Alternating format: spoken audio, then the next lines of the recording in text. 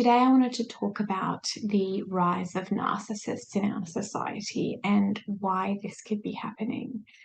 If you followed my work for a while, this is something that I love talking about. I will teach and do boot camps about the relationship between the empath and the narcissist, and a lot of my private coaching clients and group coaching clients are people who have recovered or in recovery from narcissistic relationships. And over, the question I get is like, well, why do they exist? Why do we have so many narcissists? Why is it rampant in the collective? And I've been able to talk about the relationship between the empath and the narcissist and the role that the narcissist provides for the empath. And I have talked about the energy vampire and the role that they bring in. And I really see the three of these archetypes very entwined. And that's why I have completed entire boot camps around this subject. But questions still get circulated a lot. But why? Why do we have so many narcissists? And I think it comes down to this.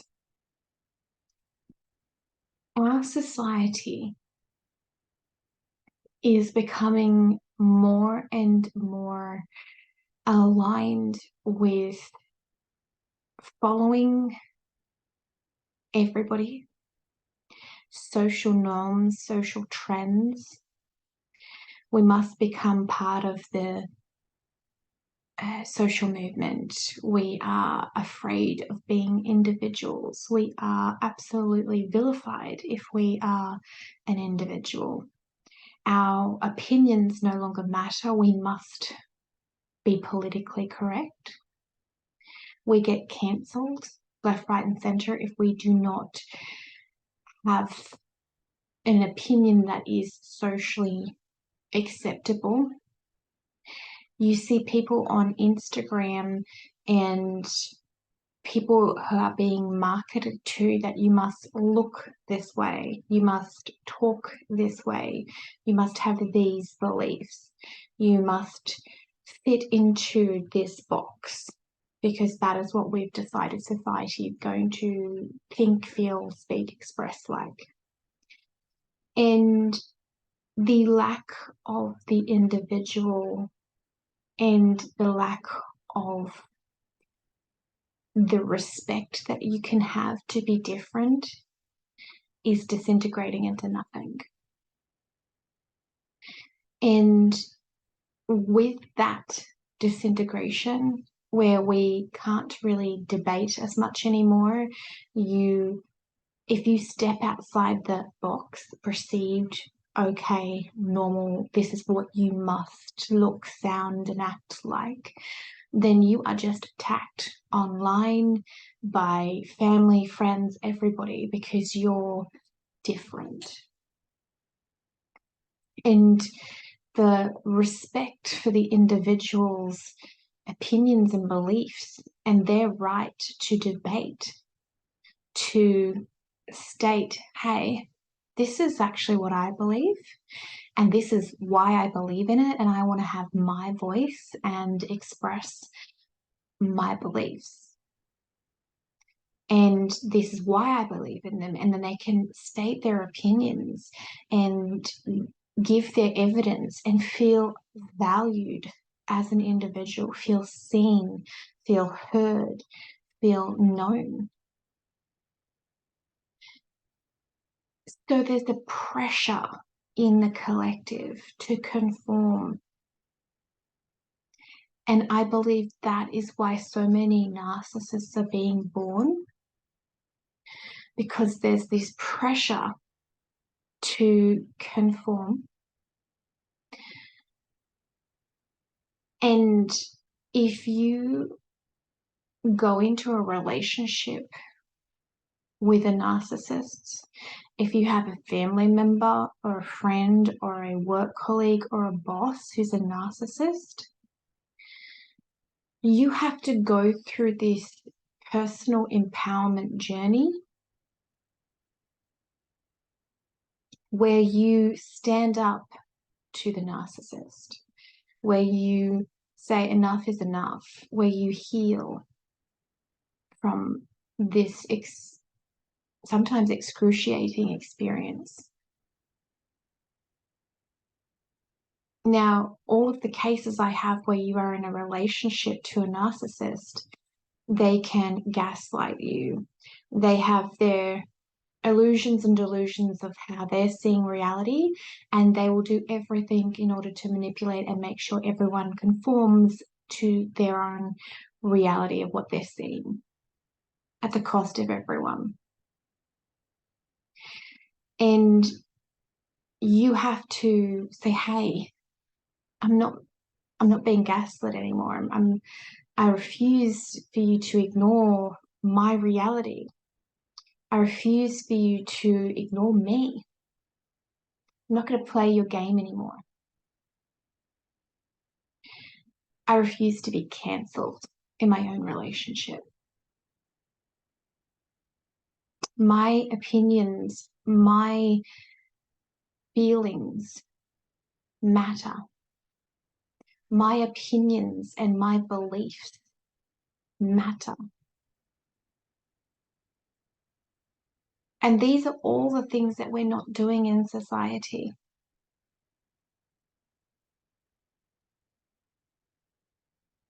So, in a way, what I'm saying is social media and the way that we talk and interact with each other is so narcissistic. And just like we have to heal an individual example, whether you have a boss, a work colleague, or a lover or a family member, you have to stand up to that person and say, hey, I want to be respected for who I am, and I claim that. And we have to do that in society as well. If we have an unpopular opinion, something that is not being deemed as politically correct, but it is our core values, and this is something that we totally 100% believe, then we can no longer suppress that, and we need to demand respect for our individual beliefs. And I think it is that lack of respect which has led to the rise in narcissists. And more importantly, it's the rise of the victims of narcissism. And if we can learn to respect each other's values and beliefs instead of telling, no, you've got it wrong, totally going to dismiss everything that you believe in because I'm right and you're wrong. If we continue to absolutely cancel people for something that they did 10 years ago, our celebrities who are held to such a high standard that we can't accept, oh my gosh, that person put out a tweet or said something or got recorded for being like it having an unpopular opinion.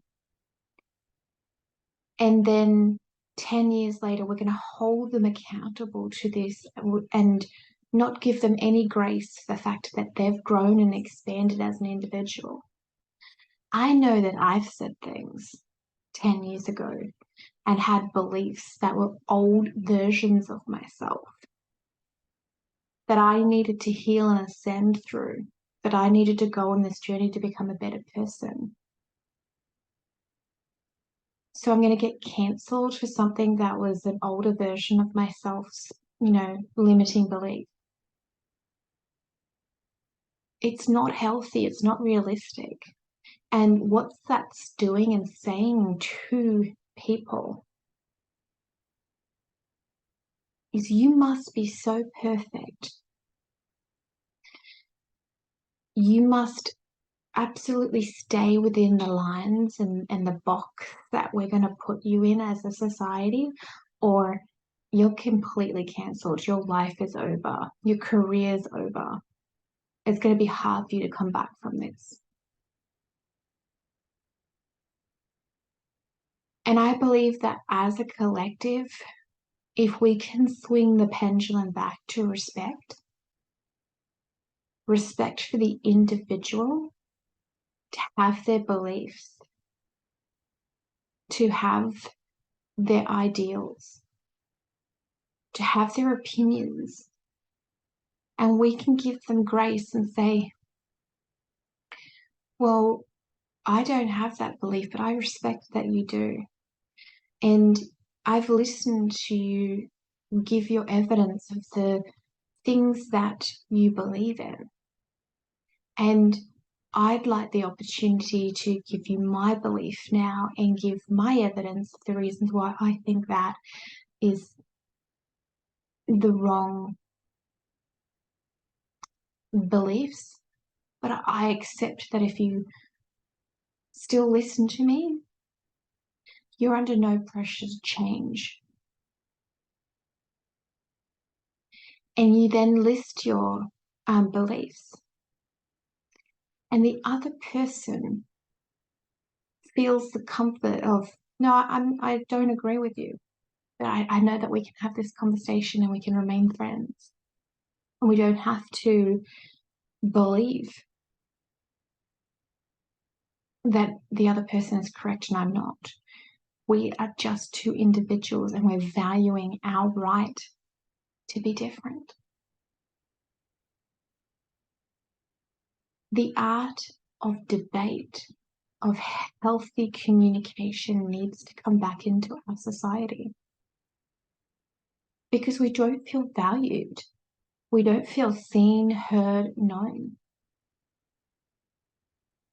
And we are taught, and from a very young age, anybody who has anything to do with the internet and social media sees the ramifications that if you're different, you're going to get punished.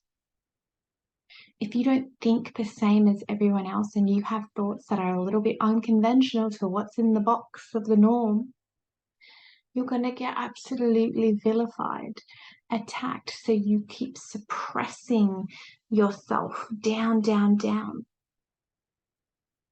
And you need a narcissist to end up coming into your life so that you actually say, no, I refuse to be gaslit. I refuse to be pigeonholed. I refuse to be told that I'm worthless. I refuse to accept your version of reality.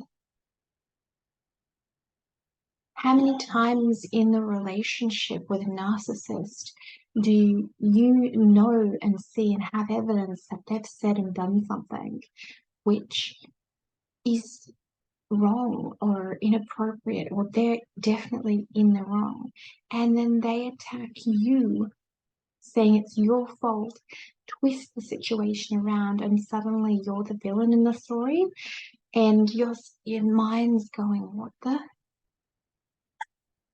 But this is what they're doing, and it's what's happening in society, and it's what's happening on social media.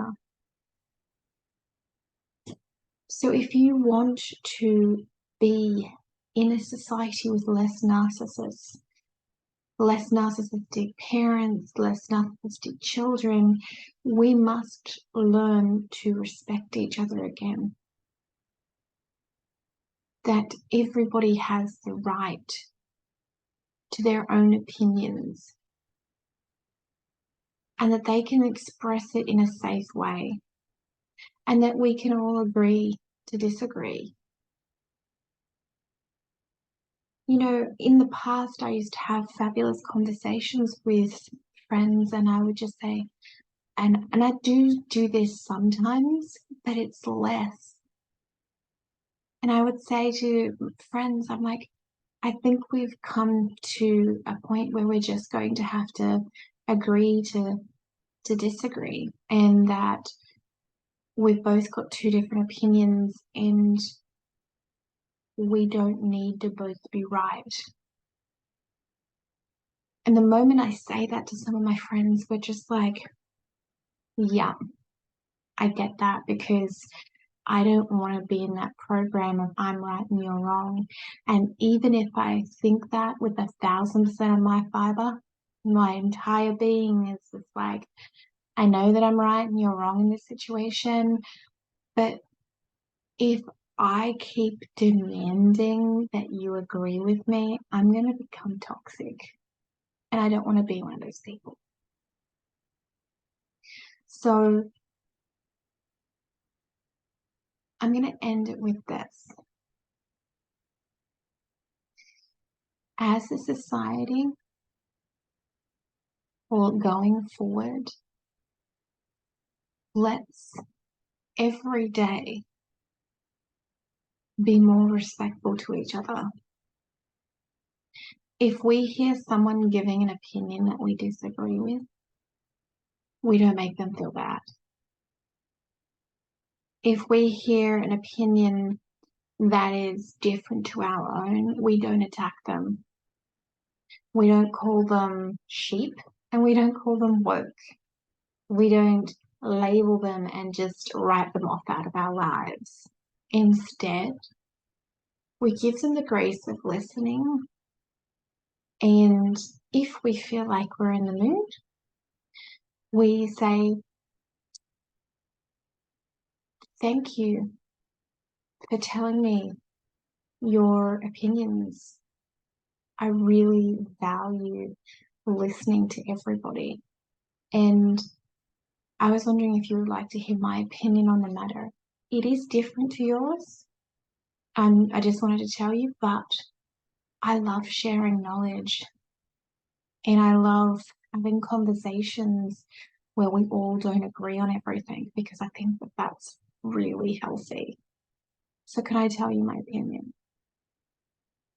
Now, if that person says to you, nah, I'm not interested, then you go, oh, thanks.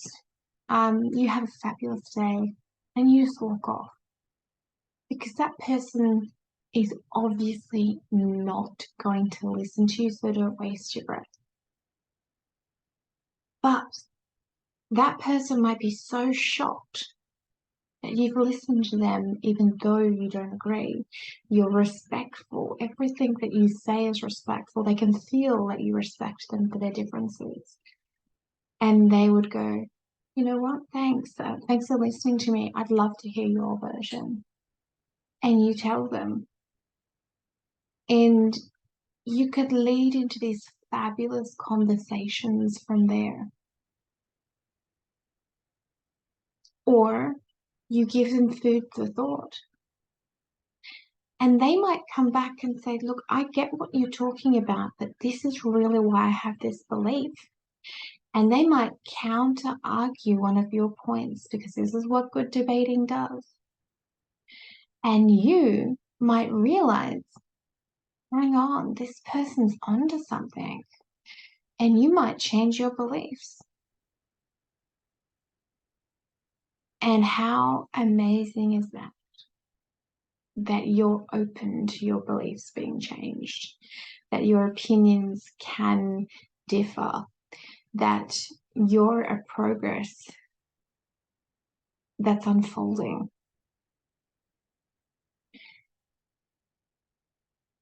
That's just feels so healthy inside of me as a way of communicating, which is all based on mutual respect. But if we just dismiss each other, if we don't respect each other for each other's values, if we don't have the willingness to listen, then what happens is we just continue to suppress ourselves. We continue to narrow ourselves down into a little box, not being seen, not being heard. And more narcissists will need to come in so that we stand up that we declare our individuality, that we become so freaking brave and solid that we don't care what anyone says. We're going to do it our way. So let's all be more respectful. It's an easy thing to say, but I'm very aware that it takes courage and conviction. So our warrior archetype takes courage and conviction to change, to become bulletproof to other people's opinions, to stand up and be seen, heard, and known as different. Because other people will attack you because they're stuck in their programs. They're stuck in their other patterns, and you need to be the way shower to show them a different way of being, that it's safe to be an individual, that it's possible to have an opinion that's different. Down below, I'm going to put some resources and I want you to check them out. I have courses and some freebies where I talk more about narcissists and empaths and these types of subjects. So I want you to check it out, and you can also join my Facebook group where I interact the most with people, because I regularly do challenges, or you can even ask me specific questions if you want to know more about things. Then I am more than happy to do more videos, write more blogs, create more podcasts that are going to be answering all your questions.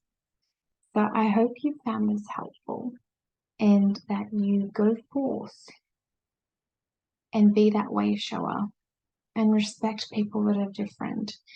Don't dismiss anyone, and start healing the collective one person at a time. Bye for now.